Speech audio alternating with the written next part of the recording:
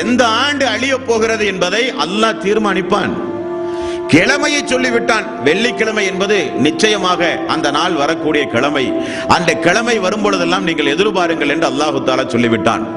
சரி, தூதருக்கு அல்லாஹு தாலா எல்லா விவகாரங்களையும் விளக்கி அந்த அல்லாஹ் ஏன் இந்த நேரத்தை மட்டும், மரணத்தையோ அல்லது கியாம நாளையோ ஏன் குறிப்பிட்ட இந்த நாளில் இத்தனை மணிக்கு வரும் என்று ஏன் அல்லாஹு தாலா சொல்லவில்லை? மரணமானாலும் கியாம நாளானாலும் 40வது வயதில் இத்தனை மணிக்கு நீங்கள் மரணிப்பீர்கள் என்றால் என்ன ஏற்படும் தெரியுமா? 39 வயது வரை ஒரு மனிதன் அநியாயம் செய்வான்.